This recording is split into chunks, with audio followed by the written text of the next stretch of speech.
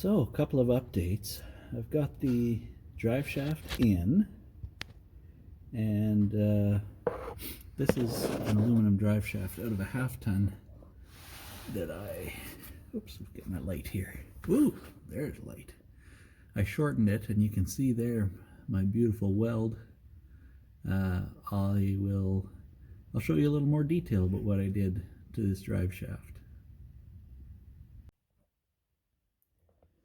I'm working on the drive shaft this evening for the S10, and I haven't talked yet about a drive shaft, so I just thought I'd show what it is I'm building or setting up for now.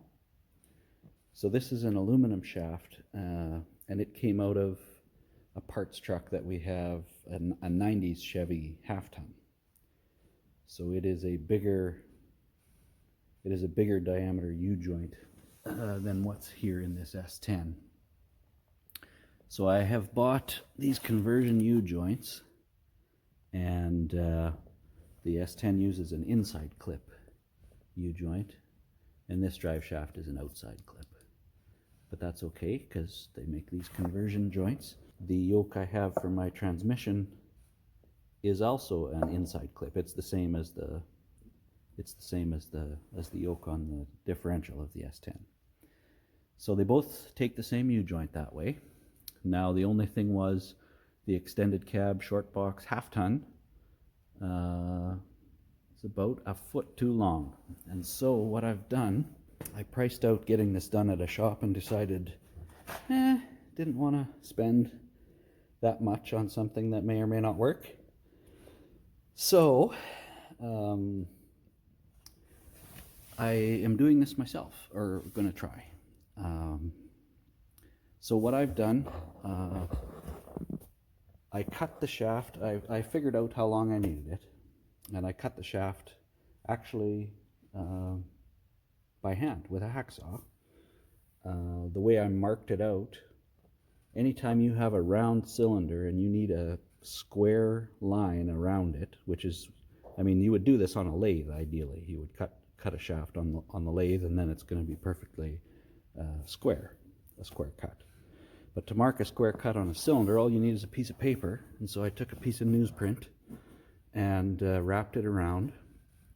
And if you have a straight edge and you wrap it all the way around a cylinder that's straight, you have a square edge.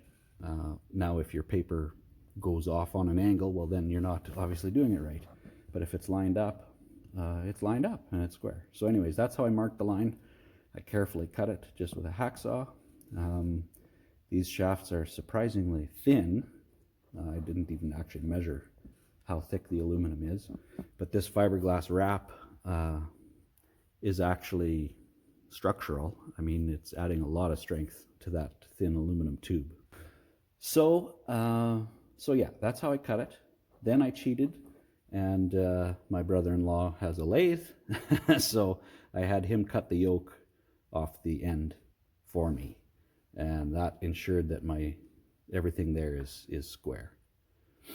So now comes time to weld it, and I've never welded aluminum, and I'm not really properly set up here to do it.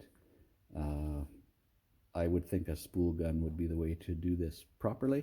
I think that's what a drive shaft shop would use. You've seen probably it'll be right on the lathe that they'll weld it, and the gun just comes down and as it's turning at exactly the right speed, and it just lays that perfect bead on there.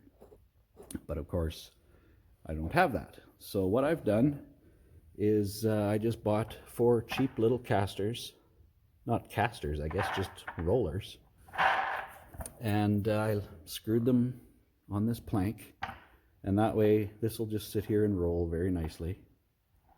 And that's going to help me when I start to preheat and to weld this.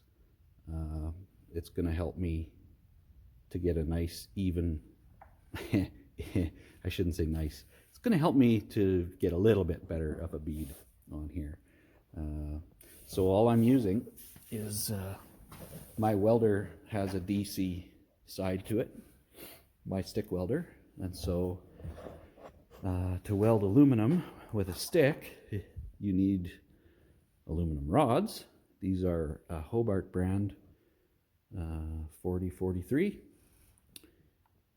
1/8 electrodes. I've brushed the crap out of this.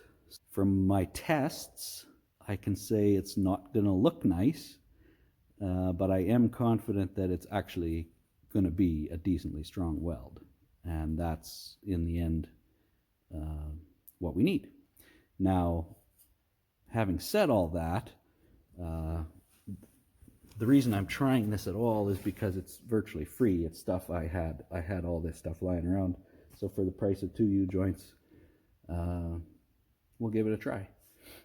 And it's a good reason for me to put a drive shaft loop behind my transmission somewhere in this neighborhood. And then if all of this goes south and my weld fails, the truck just stops driving and I don't wreck a whole bunch of other stuff. So I think in this combination right here, my shear bolt in the whole system is going to be that little differential, and I think this drive shaft is going to live just fine at the power level and the weight I'm moving with it. Really, the wheel spin is going to be the salvation of all this drive line. And if I did want to go racing or somewhere, if I was hooking up on a prep track, I'd have to start back to front and with a sturdier differential, and then a different drive shaft, and then a different clutch, and at a certain point a different transmission. So for driving this thing around in its current configuration, this drive shaft, if I can get this weld right, I think it's worth trying. And then we'll see. Like I say, it's going to look like shit, almost for sure, but if it makes a strong enough weld, then it doesn't really matter what it looks like. So let's see what happens. Normally I wouldn't be vain enough to, put my welds on the internet. I said it was going to be ugly, and I did not lie to you. It's really ugly. So the method here, I should just say as well, I did preheat this with a acetylene torch. I blew it black with a dirty flame, and then with a neutral flame, and holding it well off. I didn't, it's aluminum. Obviously, you can melt it really quick. So holding it a ways off, I heated it until the soot was gone. So that's just kind of it gives you an idea of what I did, how hot I got it. And that does make a big difference with welding aluminum in my small amount of research that I've done. Anyway, spackled it on there, peened it a certain amount, which made me feel better. It didn't really probably help the finished product, but it may have a little bit. I'm pretty confident that it's strong. It has some strength to it. So the factory weld, the machine weld, you can see on this side, is a very small bead, of course perfect. So I mean, at the end of the day, you're trying to fuse a 1/8 inch thick tube to the yoke. So I think I did it, but might be a little out of balance now. That'll be the next one, I guess. So the other thing you can see down here is I've run my fuel lines. Just run them. I haven't totally secured everything yet. And my cross members in. So yeah, that's about it from underneath here. One word on the dirt floor shop situation. When you work on a dirt floor, you quickly learn to keep all the cardboard. We call them creepers around here. Any larger piece of cardboard. And this one you can see got a little too close to the 6.5 diesel there, but anyway, that happens. I've got new plug wires. I ordered these from Summit Racing, and they're a porcelain tipped, which my hope is that we will be okay with the, especially there's one right here that actually almost touches the header. So I'm hoping that the porcelain will protect it enough. I guess we will soon find out. It's almost like they're too long. Had to turn them goofy just to get rid of the extra wire. I was just running a belt here and measuring that for length. As you can see, I'm avoiding the wiring, but found all kinds of other things to do. Because this engine came out of an ambulance, it actually had two big alternators like this mounted side by side. And so I've got a big long belt here that looped around two alternators, and then of course the power steering pump. But I had looped this around just to measure. I'm just going to run the alternator and the water pump, and that's going to be it on this application. If you look in there, you can see I did put a block off plate on my oil cooler. It's got to be a better way to see that. There we go, ish. A little billet plate to block off the oil cooler. But that's about it. Just plucking away. Just a little bit closer every day. We should be driving soon.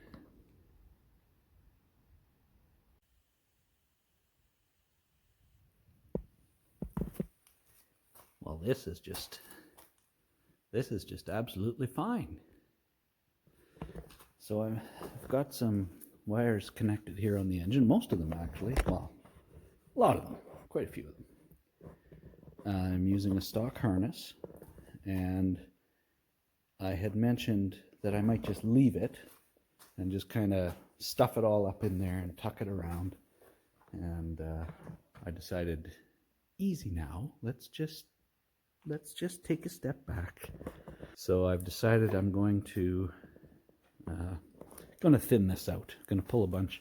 I have this, I think, went to the heater, and mass airflow I'm keeping, but yeah. And then there's a couple of chassis plugs here that can all come out. So I'm gonna, you can see I've already pulled all the big black snakes off just to expose the madness.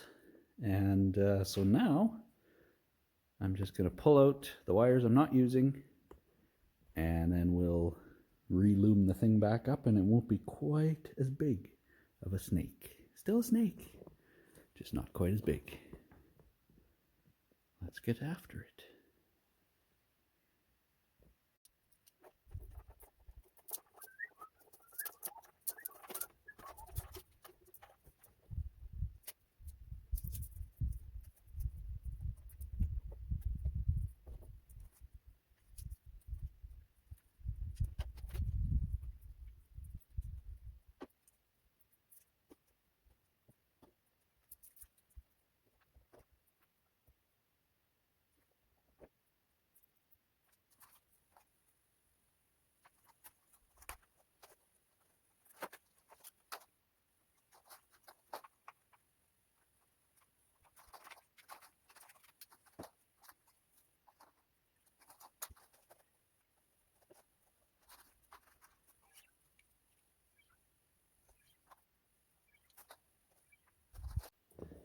Okay, so I've got this thinned down quite a bit actually.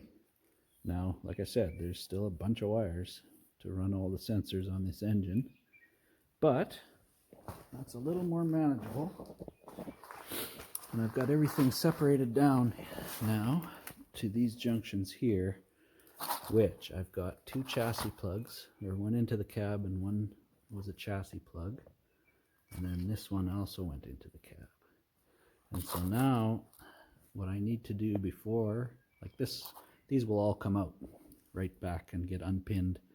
Rather than cut wires off, I'm going to unpin them, whether they go to the fuse block or to the ECM. I'm going to unpin them and remove them, you know, properly, so that there's no loose ends dangling around, grounding out. But I'm at a stage now where I need to find the wires that I need to send power to. Yeah, that basically I need to find the wires that I need out of these chassis plugs and cab plugs, because there are some. My throttle pedal is somewhere in here. Got to find that. And yeah, and then the rest of them can come out. And then it's just a matter of tidying up. And this is going to mount on the fender, both the ECM and this fuse block. This fuse block is going to be huge for what I really need it for. But it's just easy to use it because the fuses for all the various sensors are already there.